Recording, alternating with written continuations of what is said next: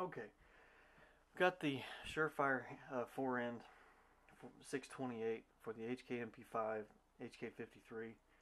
Trying to swap out some cheap LED drop-ins for the original incandescent P60 bulb. Um, Having some problems with these LEDs. Are actually, they have 3 modes to them, and I think they're switching between the modes. The problem is I have no idea how. Just a representation of the brightness. Here's the original incandescent. Here's one of the LEDs that works as it should. And here is the LED that appears to have changed modes or something. Now, again, these two are the same exact model of bulb, a Cree LED. And when I first installed this one on a Benelli a while ago, and never had any problems with it.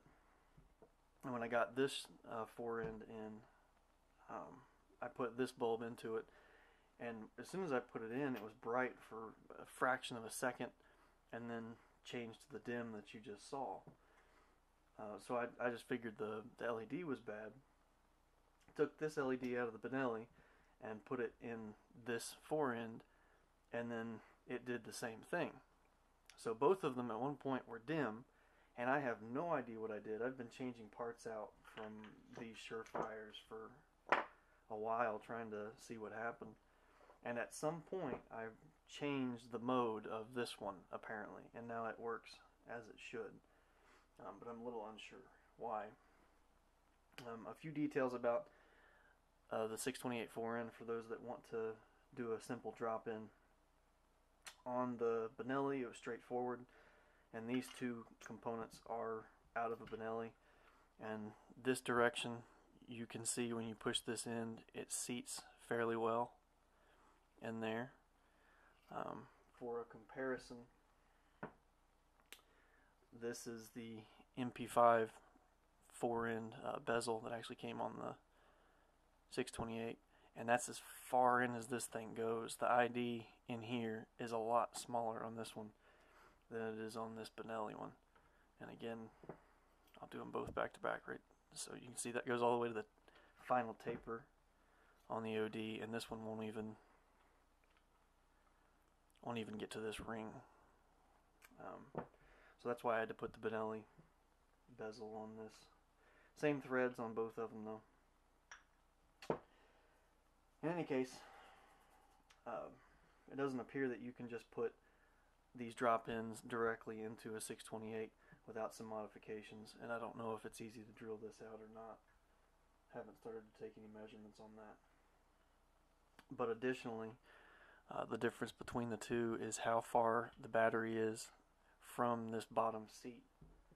And I'll try to simulate that. I'm pushing the battery up on both of them, and you should be able to see how much closer the top end of one of the batteries is. So for those of you that want to get a 628 and drop a P60 LED in, that's one of the complications. This spring might not be long enough to reach all the way down in there.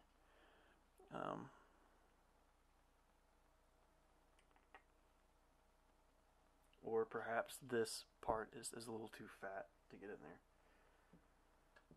Anyways, just curious what you guys thought about how exactly, what input these LEDs get in order to change modes, and therefore how you would change them back, and how you would prevent them from changing again in the future while they're in the gun. That's all I got.